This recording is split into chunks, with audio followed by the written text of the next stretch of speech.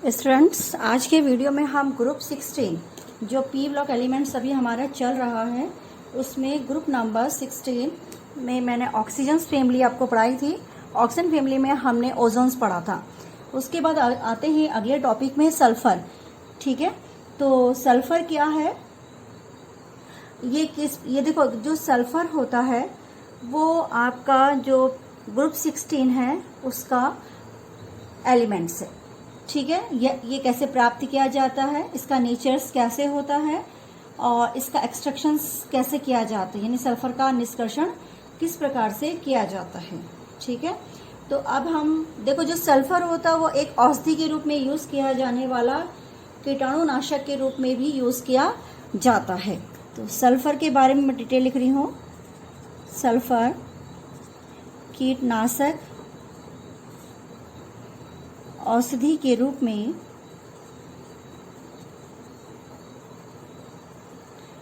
प्रयोग किया जाता है।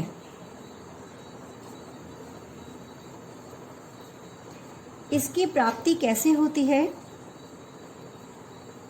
ऑक्यूरेंस इन नेचर, यानी प्रकृति में कैसे यह प्राप्त किया जाता है। यह मुक्त और संयुक्त दोनों अवस्थाओं में क्या होता है, पाया जाता है। मुक्त अवस्था में कैसे पाया जाता है? जो ये आप ये मानिए यूएसए यानी संयुक्त राज्य अमेरिका है, उसके कई क्षेत्रों में सल्फर के विशाल भंडार पाए गए हैं। और भारत में हिमाचल प्रदेश के कांगड़ा, जो हिमाचल प्रदेश का जो हिमाचल प्रदेश के कांगड़ा काफी फेमस स्थान है। जिले में इस सल्फर के क्या है, छोटे छोटे भंडार हैं। ठीक है, छोटे छोटे भंडार है। अब यहाँ पर हम सल्फर को किस फॉर्म में प्राप्त करते हैं, ये इसकी कौन सी फॉर्म है? मुक्त। कैसे पाया जाता है? ये मुक्त रूप में। और जब ये संयुक्त रूप में पाया जाता है तो किस प्रकार से पाया जाता है? संयुक्त में ये सल्फाइड के रूप में, बहुत से मेटल्स कंपाउंड में सल्फाइड आ जाता है उस रूप में। दूसरा सल्फेट के रूप में। ठीक है, तो देखिए सल्फाइड के रूप में कैसे पाया जाता है, आपको याद होगा iron pyrites FeS2, zinc blende ZnS, cinnabar HgS और गैलेना PbS। ये दोबारा नाम रिपीट कर लेती हूँ। FeS2 को कहते हैं आयरन पाराइड। एक कॉपर पाराइड होता है, उसको भी आप लिखना चाहें तो लिख सकते हैं, CuFeS2 कॉपर पाराइड। ये एक अयस्क है कॉपर का। आयरन सल्फाइड ये आयरन का है, इसको हम आयरन पाराइड के नाम से जानते हैं। ZnS ये जिंक का सल्फाइड अयस्क है, जिंक ब्लैंड। और HgS सिनेबार ये मरकरी का सल्फाइड अयस्क है। और PbS ये गैलेना है, ये लेड का सल्फाइड अयस्क है। अब ये सल्फेट के रूप में कैसे पाया जाता है? सल्फेट के रूप में आपको याद होगा एप्सम लवण होता है MgSO4 और 7H2O होता है। और दूसरा होता है जिप्सम CaSO4 2H2O। याद होगा आपको, दिस इज एप्सम सॉल्ट और this is a gypsum salt. Okay, तो जिप्सम और एप्सम सॉल्ट के रूप में ये सल्फेट के रूप में पाया जाता है। फिर जो ज्वालामुखी से गैसें निकलती है उनमें भी थोड़ी मात्रा में सल्फर उपस्थित रहता है। कई कार्बनिक पदार्थों में सल्फर रहता है, जैसे प्याज में, लहसुन में, सरसों में इत्यादि में। इसका एक्सट्रैक्शन कैसे करते हैं सल्फर का? बहुत सारे मेथड्स होते हैं इसके एक्सट्रैक्शन के लिए।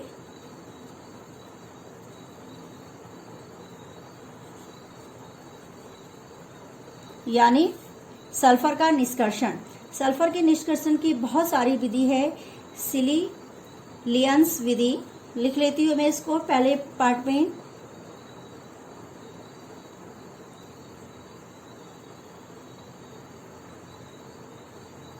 सिलिलियन प्रोसेस, इसको हिंदी में लिखेंगे Sicilian SICILIAN LLIAN, Sicilian process.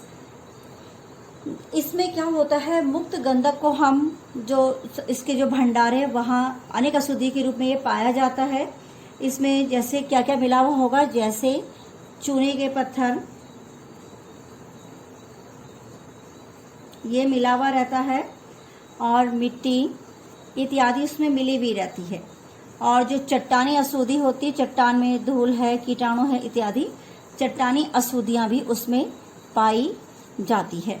तो ये जो भंडार होते हैं पृथ्वी की सतह पर पाए जाते हैं, इनमें लगभग कितना होता है, 12.25% गंधक उपस्थित होता है।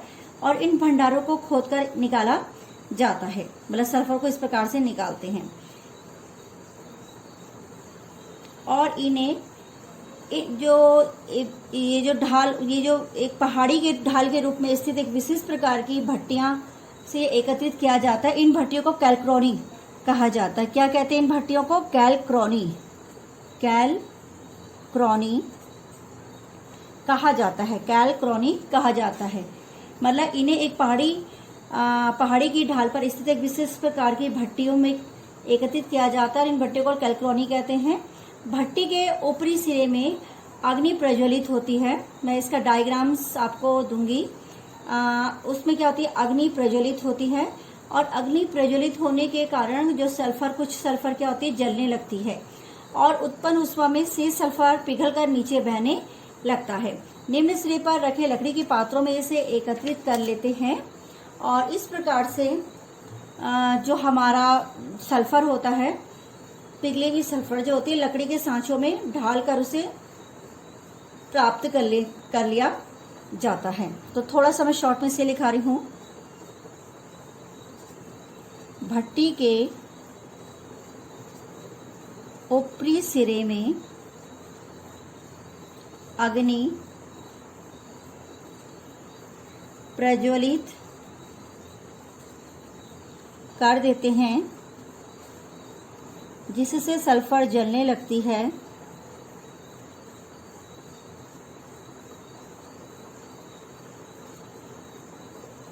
और उत्पन्न ऊष्मा से विशेष सल्फर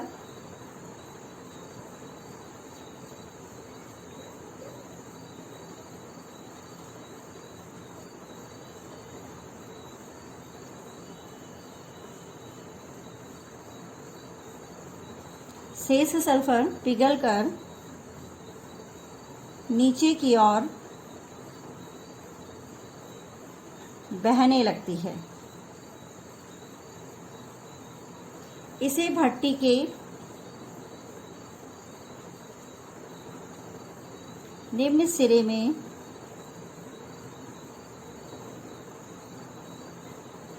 लकड़ी के पात्रों में एकत्रित कर देते हैं।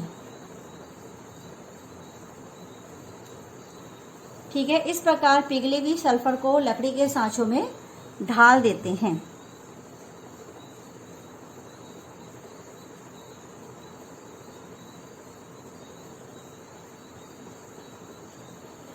लकड़ी के सांचों में से क्या करते हैं, ढाल देते हैं।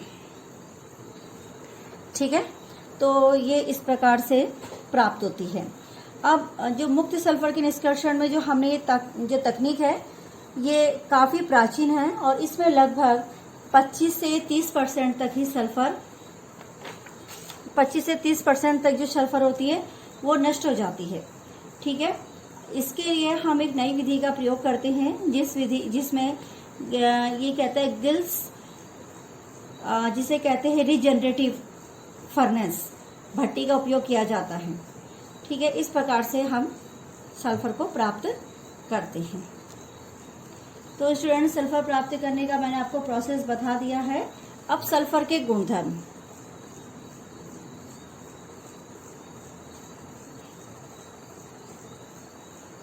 सल्फर की क्या क्या प्रॉपर्टी होती है, तो सभी जानते हैं। सल्फर पीले रंग का भंगुर क्रिस्टलीय होता है। पहला पॉइंट है, सल्फर पीले रंग का भंगुर क्रिस्टलीय पदार्थ है। ठीक है, इसकी गंध और स्वाद विशिष्ट होते हैं।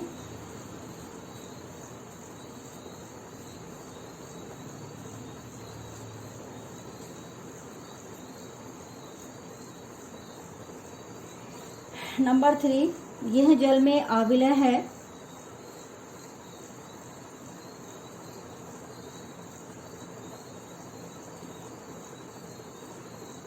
परंतु तारपीन के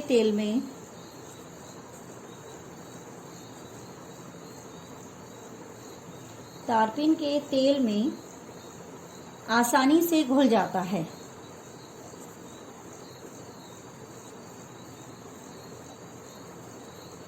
तो ये इसकी फिजिकल प्रॉपर्टी है।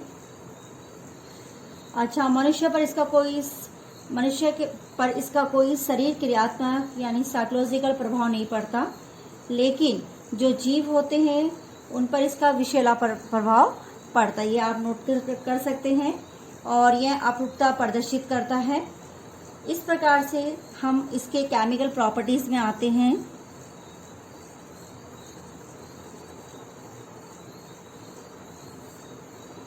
केमिकल प्रॉपर्टी क्या है? सबसे पहले जिसे कहते हैं कम्बजन यानी दहन। पहला पॉइंट है आपका दहन कि क्या होता है। सल्फर वायु और ऑक्सीजन में एक पीले नीली ज्वाला के साथ जलकर SO2 और थोड़ी मात्रा में SO3 भी बनाता है। S+O2 गिव्स आउट करके SO2 और SO2 कुछ मात्रा में क्रिया करके बना देता है SO3। ठीक है, और इसी प्रकार से दूसरा है अम्ल से क्रिया करके रिएक्शन विद एसिड्स। तो जब ये अम्ल से क्रिया करता है तो गर्म एवं सांद्र सल्फ्यूरिक व नाइट्रिक अम्ल के साथ ये उसको क्या करते हैं, नाइट्रिक अम्ल को अपचयित कर देता है। तो यहाँ पर मैं सल्फर प्लस H2SO4 के साथ क्रिया करा करके ये SO2 में प्लस H2O में बना देगा, यानी SO2 में इसको क्या करता है, अपचयित कर देता है। और इसी प्रकार से सल्फर जब नाइट्रिक अम्ल से क्रिया करता है तो उसे भी वो अपचयित कर देता है। तो यहाँ पर ये NO2 के रूप में इसे अपचयित कर देता है। तो बैलेंस करते हैं रिएक्शंस को हम यहाँ पे।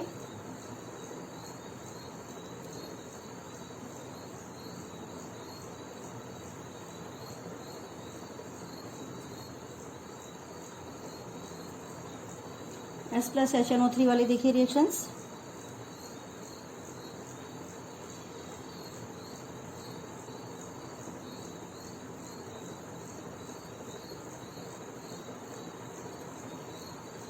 ये है। इसी प्रकार से धातु से क्रिया, तीसरा पॉइंट, धातु से क्रिया किस प्रकार से धातु से क्रिया करता है। तो जैसे कॉपर हो गया, आयरन हो गया, मरकरी हो गया, किसी भी से मैं आयरन के साथ क्रिया करा रही सल्फर की तो ये FeS इस प्रकार से बनेगा और Hg+S गिव्स आउट, ये बन जाएगा HgS। और फोर्थ है क्षार से क्रिया। बेस से जब ये क्रिया करता है तो ये सल्फाइडो और थायोसल्फेटो का क्या करता है, निर्माण करता है। सपोज सल्फर को हमने सोडियम हाइड्रोक्साइड क्षार के साथ क्रिया कराई तो ये पहले sodium sulphide plus Na2H2O3 sodium thiosulphate, इसका नाम है सोडियम थायोसल्फेट बनाता है और प्लस H2O। तो कई बार ये सल्फाइड भी बना लेता है। सल्फाइड तथा थायोसल्फेटों का क्या करता है, निर्माण करता है। इसी प्रकार से हम सल्फर की क्रिया का NH की जगह KH हो तो ये बना देगा K2O K2S और प्लस यहाँ पे बनेगा आपका K2S2O3। तो इसका नाम है पोटेशियम थायोसल्फेट।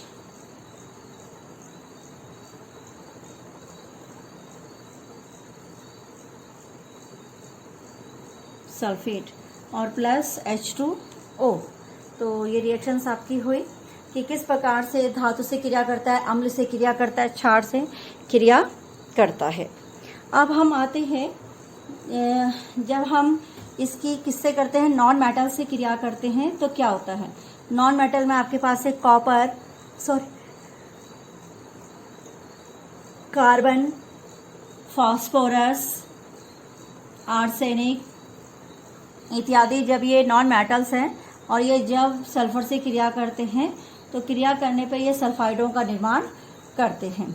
तो जो हमारा टॉपिक है इसमें उसको हम आगे देखते हैं कि किस प्रकार से ये बनता है। तो यहाँ पर आपके पास है रिएक्शन विथ नॉन मेटल। तो नॉन मेटल से कैसा रिएक्शंस कर रहा है, ये कार्बन, फास्फोरस आदि अधातुओं के साथ कार्बन प्लस आपने क्रिया करी सल्फर से तो ये बन जाएगा CH2 कार्बन डाइसल्फाइड। ऐसे ही फास्फोरस प्लस सल्फर तो ये बन जाएगा P2S5 फास्फोरस पेंटा सल्फाइड। और तीसरा रिएक्शन है आर्सेनिक प्लस सल्फर तो ये बन जाएगा AS2S3। ठीक है। इसी प्रकार से अब इसमें उबलती हुई सल्फर में जब आप हाइड्रोजन तथा क्लोरीन गैस प्रोवाइड करते हैं तो H2S और S2Cl2 प्राप्त होती है। जैसे आप अगर उबलती हुई S प्लस H2 तो गिव्स आउट ये बनेगा H2S और S प्लस Cl2 तो गिव्स आउट बनेगा S2Cl2। इसको बोलते हैं सल्फर मोनोक्लोराइड्स।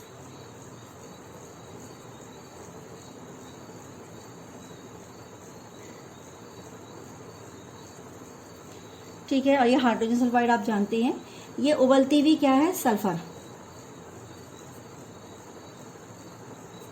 उबलती हुई सल्फर को जब आप H2 और Cl2 के साथ क्रिया करते हैं तो इस प्रकार से इसका निर्माण होता है। अब यहाँ पर हम सल्फर के उपयोग लिखते हैं, यूजेस ऑफ सल्फर। ठीक है। तो यूजेस ऑफ सल्फर, सल्फर के उपयोग में इसका उपयोग माचिस, गन पाउडर और रंगों, आतिशबाजी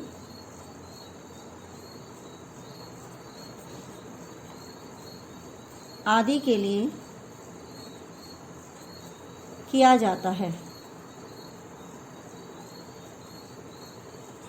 पॉइंट नंबर 2, इसका उपयोग दवाओं के निर्माण के लिए होता है।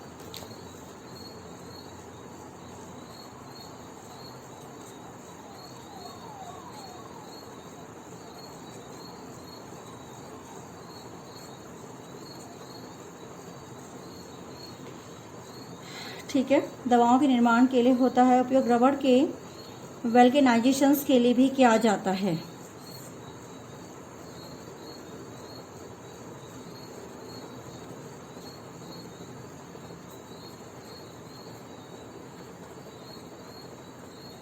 वल्केनाइजेशन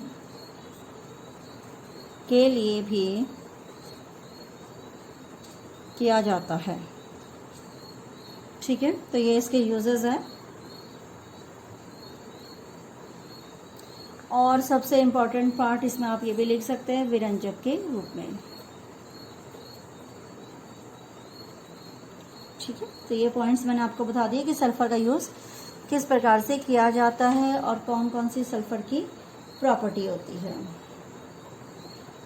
अब हमारे पास जैसे सल्फर के यौगिक हैं, शॉर्ट में बता रही हूँ मैं, सल्फर के यौगिक हमारा नेक्स्ट टॉपिक इसी के साथ स्टार्ट कर रही हूँ मैं। तो सल्फर के यौगिक में हाइड्रोजन सल्फाइड H2S पहला कंपाउंड्स हो गया। तो H2S आपके सिलेबस में कोई इतना ज़्यादा नहीं है ये। उसके बाद सल्फर के ऑक्साइड्स हो गए। सल्फर के ऑक्साइड में SO2 गैस हो गया और SO3। सल्फर के ऑक्साइड में SO2 और दूसरा आपके पास क्या है, SO3।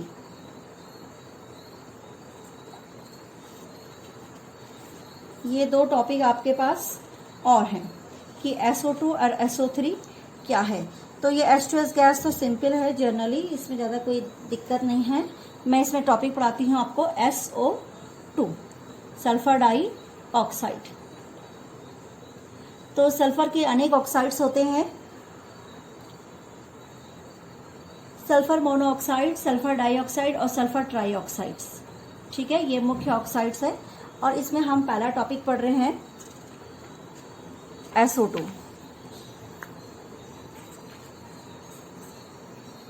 ये हमारा पहला टॉपिक है SO2 गैस।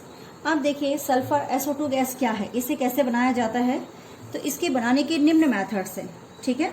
SO2 गैस बनाने के निम्न मेथड है, जैसे हम कार्बन, सल्फर, कॉपर आदि पर जब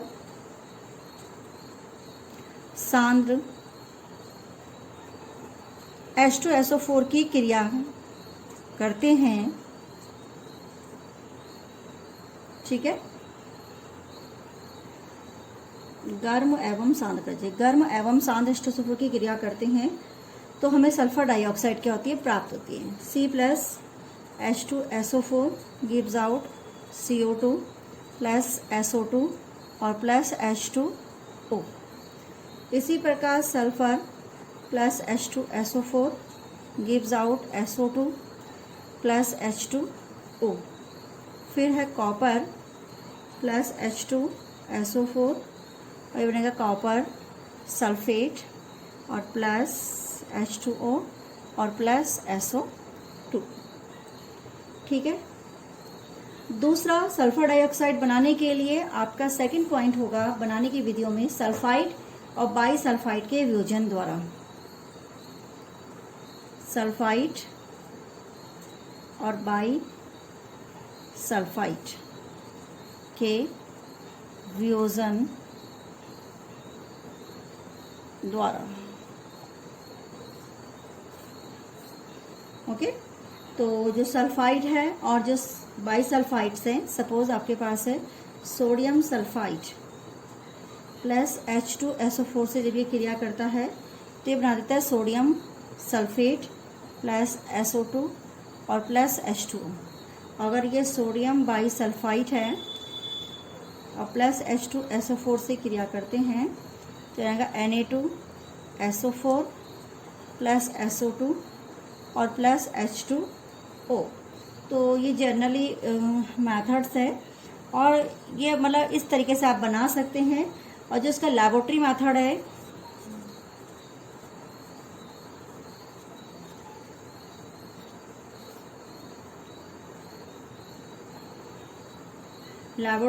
है, उसमें आपने क्या करना है, प्रयोगशाला में सल्फर डाइऑक्साइड्स को तांबे की छीलन के साथ गर्म करना है सांद्र सल्फ्यूरिक अम्ल में। तो कॉपर की छीलन ले लेंगे आप और ये बनाएगा CuSO4 प्लस H2O और प्लस H2O। इस प्रकार से बनता है। तो इसमें थिसिल फिनल फनल लेते हैं और उसमें एक गोल्ड पेंदी के फ्लास्क में कॉपर की कुछ छीलन ले लेते हैं। थिसिल फनल से सांद्र H2SO4 की कुछ बूंदें फ्लास्क में गिराई जाती है और फ्लास्क को गर्म करते हैं। SO2 गैस वायु के द्वारा विस्थापन द्वारा गैस जार में एकत्रित कर ली जाती है, ठीक है। तो ये बहुत सारे मेथड्स इसको बनाने के लिए। अब इसके जो गुण धर्म है, थोड़े बहुत वो प्रॉपर्टीज आप देखेंगे।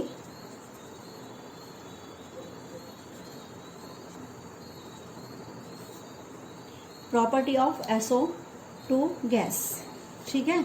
तो सबसे पहले SO2 का मैं करती हूँ ऊष्मीय वियोजन। कौन सा? ऊष्मीय वियोजन।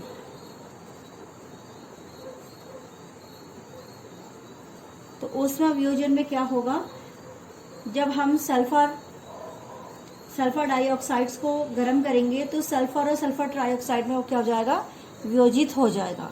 यानी जब इसे गर्म किया जाएगा SO2 को, तो गर्म करने पे ये सल्फर और सल्फर ट्राइऑक्साइड में क्या हो जाएगा, वियोजित हो जाएगा। तो पहला पॉइंट आपका यही है। अब आप इसे बैलेंस कर सकते हैं।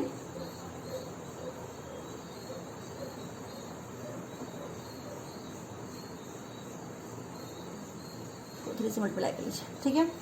तो ये इस प्रकार से इसका प्रोसेस हुआ ऊष्मीय वियोजन, थर्मल डिकम्पोजिशन भी कहते हैं जिसे। उसके बाद सेकंड पॉइंट है क्षार से क्रिया।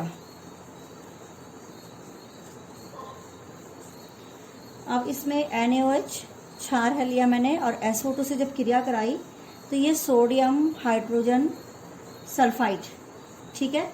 और जब हम इसी को दोबारा दो प्रकार से क्रिया कर सकता है, फिर मैंने दोबारा क्रिया कराई तो ये ऐसे भी बन सकता है, सोडियम सल्फाइड प्लस H2O। ठीक है। अब इसमें चूने के पानी को जब हम प्रवाहित करते हैं, इसी के साथ में इसको बताऊंगी, लाइम वाटर में प्रवाहित करने पे ये अल्प कैल्शियम सल्फाइड्स का निर्माण करता है, जिसमें चूने के पानी से ये क्या होता है, दूधिया हो जाता है। अगर आप लाइम वाटर के साथ CaOH whole twice plus SO2, तो ये कैल्शियम सल्फाइड बनाएगा और प्लस H2O निकालेगा। ठीक है। अधिक मात्रा में सल्फर डाइऑक्साइड प्रवाहित करने पर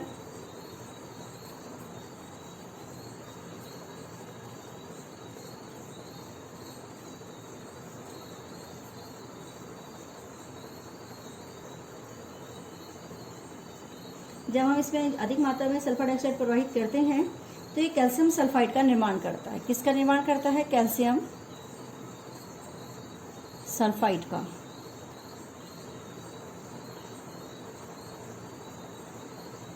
तो यहाँ पर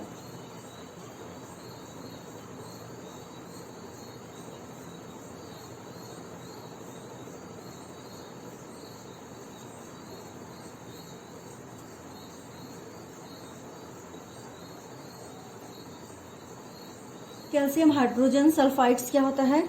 प्राप्त होता है।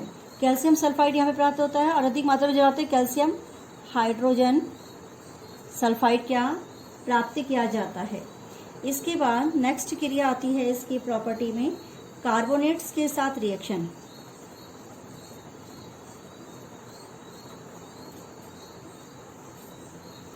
कार्बोनेट के साथ रिएक्शंस करेगा तो sodium carbonate plus SO2 plus H2O ये बना देगा sodium by sulphide plus CO2 gas.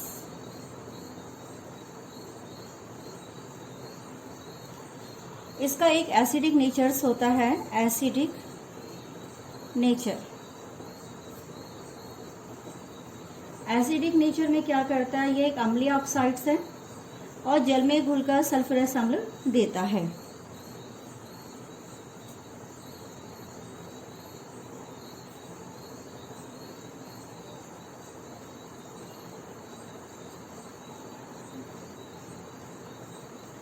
जल में घुलकर क्या करता है, सल्फ्यूरस अम्ल देता है।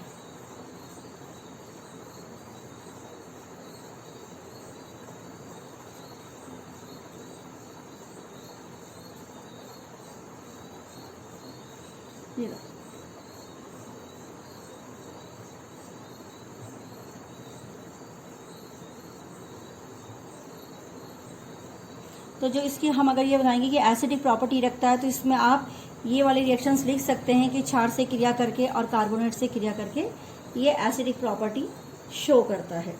फिर आते हैं इसके ऑक्सीकारक गुण पर।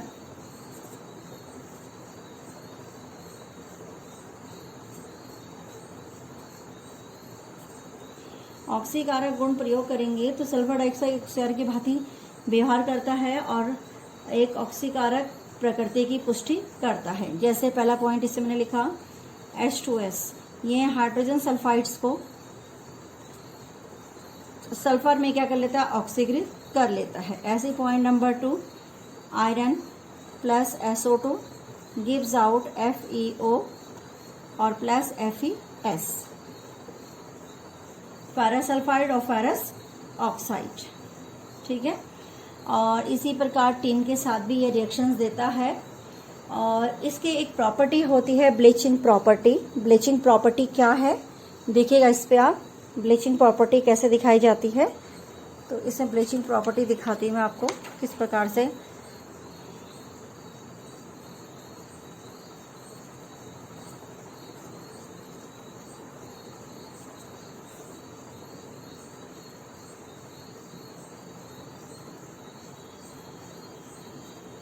जो सल्फर डाइऑक्साइड्स होता है ये नमी से क्रिया करके सल्फ्यूरिक अम्ल बना देता है और प्लस हाइड्रोजन निशंट हाइड्रोजन्स बाहर निकलता है। फिर क्या करता है, वेजिटेबल कलरिंग्स को H के साथ क्रिया करके कलरलेस मेटल बना लेता है।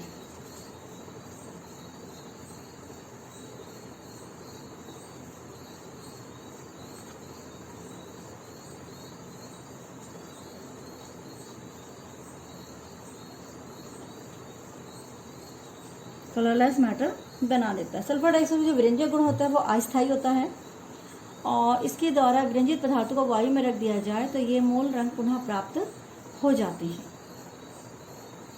ठीक है,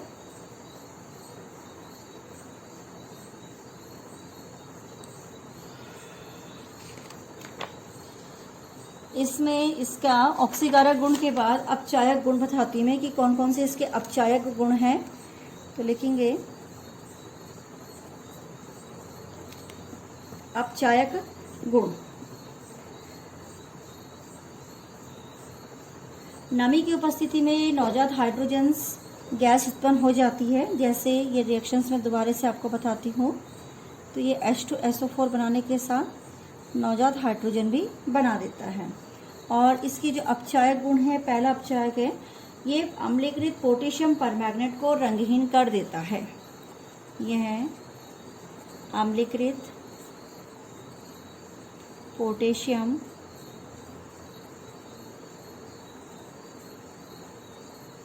परमैंगनेट को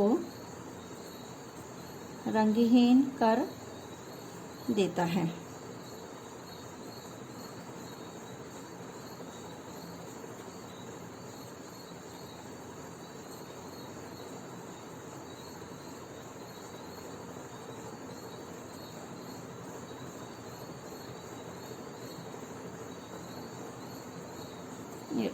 ठीक है, इसी प्रकार से अम्लीकृत पोटेशियम ट्राइक्रोमेट को हरा कर देता है।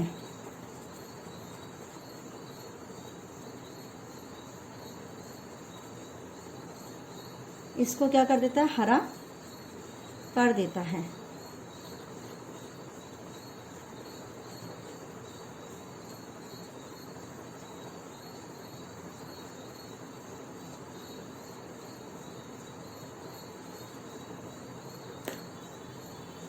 ये यहाँ पे मैंने आपको बता दिया Cr2SO4 होल थ्राइस, ये है ग्रीन कलर। ठीक है, इसी प्रकार से ये संगत हैलोजन अम्लों को अपचयित कर देता है। हैलोजन अम्लों को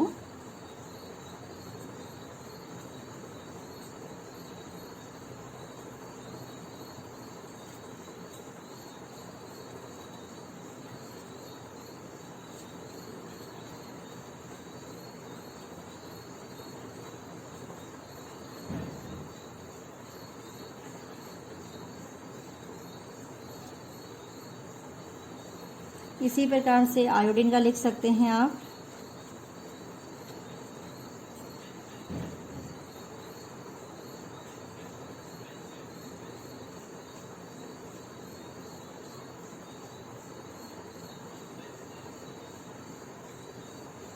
ठीक है, तो ये इसकी कुछ प्रॉपर्टीज थी जो मैंने आपको बताई कि इस प्रकार से प्रॉपर्टी रखता है। उपयोग आपको मालूम है, सल्फर डाइऑक्साइड्स का उपयोग सल्फ्यूरिक अम्ल के निर्माण में, सल्फाइड बनाने में, चीनी के शुद्धिकरण में, कीटनाशक के रूप में और रेफ्रिजरेटर के रूप में यानी शीतलक के रूप में और एंटी क्लोर के रूप में। तो ये आपका जो 16 ग्रुप सल्फर था वो मैंने कंप्लीट कर दिया है। और इसमें आप इसको बना करके इसमें आप एक संरचना बनाइएगा SO2 की। ठीक है, ये आपने बनानी है अनुनादी संरचना SO2 की। अनुनादी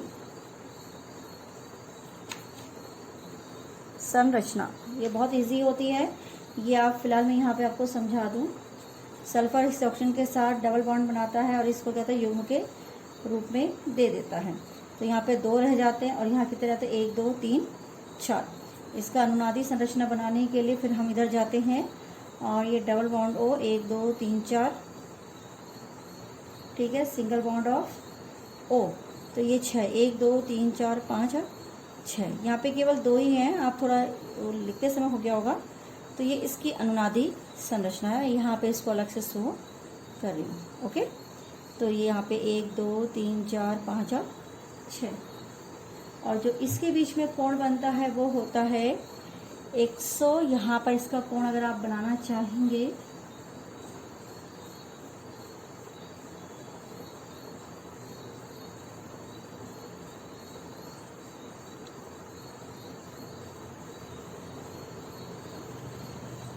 119.5